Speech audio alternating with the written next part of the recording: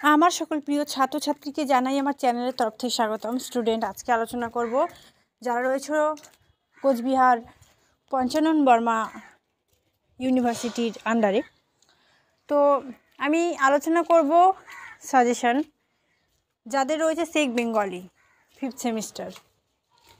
একটু ধৈর্য সহকারে ভিডিওটি দেখতে থাকো, তাহলে কি হবে তোমরা বুঝতে পারবে কিভাবে কি কতটা পড়তে হচ্ছে। ঠিক আছে, আলোচনা করছি। প্রথমে 15 মার্কের প্রশ্ন আলোচনা করছি যে কম্পিউটার বাংলা লেখার নিয়ম ও তার প্রয়োজনীয়তা কী। ঠিক আছে, তোমাদের শিরোনামটা বলে দিই একবার, বাংলা ভাষার প্রয়োগ এবং মুদ্রণশিল্প ও প্রকাশনায়। ঠিক আছে, তো প্রথম কী প্রশ্নটা বললাম, কম্পিউটারে বাংলা লেখার নিয়ম কী। কম্পিউটারে আমরা কীভাবে বাংলা লিখব, যারা কম্পিউটার অপবিস্তর জানো তাদের কিন্তু সুবিধা হবে। এবং প্রয়োজনীয়তা কী, দরকার কী আছে। ঠিক আছে, তারপর রয়েছে প্রুফ সংশোধনের প্রতীক চিহ্নগুলি ব্যবহার সম্বন্ধে আলোচনা করো। লিখে নাও, প্রুফ সংশোধনের যে প্রতীক চিহ্নগুলি ব্যবহার সম্বন্ধে আলোচনা।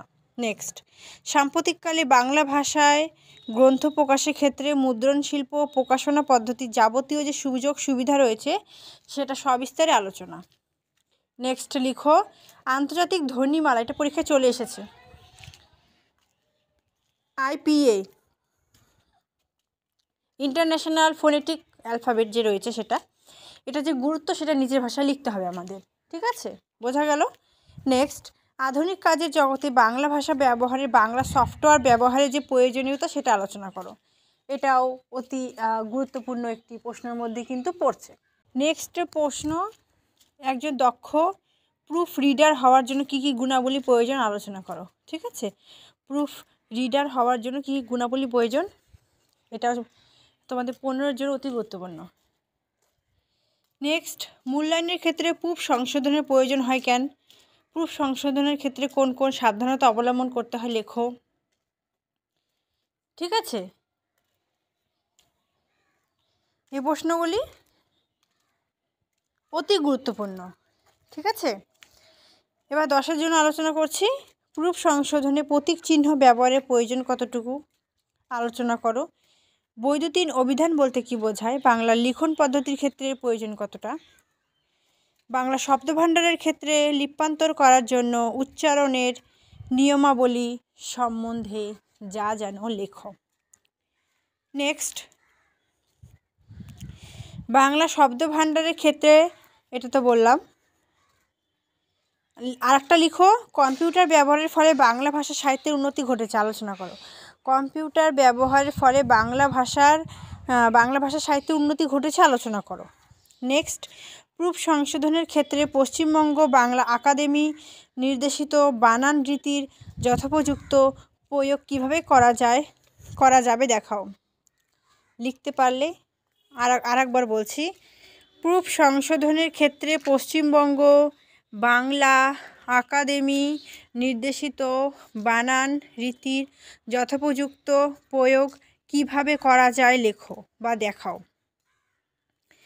নেক্সট, আন্তর্জাতিক ধ্বনিমালা ব্যবহারের সময় যে বৈশিষ্ট্যগুলি মনে রাখতে হয় সেগুলি আলোচনা করো। তাহলে 10-15 হয়ে গেল। আমি 10-এর আরও কিছু প্রশ্ন, যেমন তোমাদের রয়েছে আন্তর্জাতিক ধ্বনিমূলক বর্ণমালার পরিচয় দাও, রোমান লিপির সঙ্গে IPA-র পার্থক্য কোথায়। ঠিক আছে, এবার তোমাদের আরও 10-এর জন্য, যেমন প্রুফ রিডারের করণীয় কর্তব্য, অভ্র কিবোর্ড বৈশিষ্ট্য ভেরি ইম্পর্টেন্ট, এটা পরীক্ষায় আসবে, যে অভ্র কিবোর্ডের বৈশিষ্ট্য। তারপর বাংলা শব্দভাণ্ডারের কম্পিউটার লিপ্যান্ত, এটা বললাম। তাহলে 5-এর জন্য বলছি, ম্যাটার পয়েন্ট ও মেজার, অভ্র কিবোর্ড ব্যবহার পদ্ধতি, আন্তর্জাতিক ধ্বনিমূলক বর্ণমালার মূলনীতি দুটি সংক্ষেপে আলোচনা করো। তারপর হচ্ছে বানান সংশোধন, এগুলো প্রত্যেকটা টিকা। আন্তর্জাতিক ধ্বনিমালার প্রয়োজন হয় কেন, কম্পিউটার বাংলা টাইপ সংযোজন, কিভাবে করা হয়, ইনস্টল কিভাবে করা হয়। তো 5, 10, 15 সবটা আলোচনা করলাম। 1 মার্কের জন্য একটু লিখে নাও, কয়েকটা প্রশ্ন বলছি যেগুলো অতি গুরুত্বপূর্ণ রয়েছে তোমাদের জন্য। বাংলা স্বরবর্ণের আইপিএ দেখাও। প্রুফ সংশোধন কাকে বলে? কপি হোল্ডারের কাজ কি? আইপিএতে লিপ্যান্তর করো কুচবিহার পঞ্চানন বর্মা বিশ্ববিদ্যালয়। কিবোর্ডে টাইপ করার সময় ভুল হবার কারণ কি? পিক্সেল কথাটির অর্থ। ঠিক আছে, এই প্রশ্নগুলি কিন্তু অতি গুরুত্বপূর্ণ রয়েছে, পড়ে যাবে। আরও যেমন অভ্র কী ধরনের কিবোর্ড? আন্তর্জাতিক ধ্বনিমূলক বর্ণমালার প্রধানত কোন বর্ণমালা ব্যবহার হয়ে থাকে? ভারতবর্ষে কত খ্রিস্টাব্দে প্রথম বই ছাপা হয়? পৃথিবীতে প্রাচীনতম মুদ্রিত গ্রন্থের নাম কি?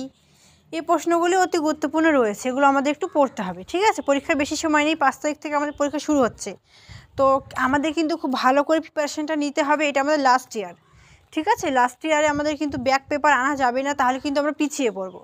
ঠিক আছে, তো ভিডিওটি কতটা হেল্পফুল হলো সেটা কমেন্ট করে জানাও। অন্য কোন সাবজেক্টের তোমাদের সাজেশন প্রয়োজন সেটাও কমেন্ট করে জানাও। আমি অবশ্যই চেষ্টা করব সেই সাবজেক্টের সাজেশন নিয়ে আবারও হাজির হওয়ার। Thanks for watching. After all, thank you সকলকে।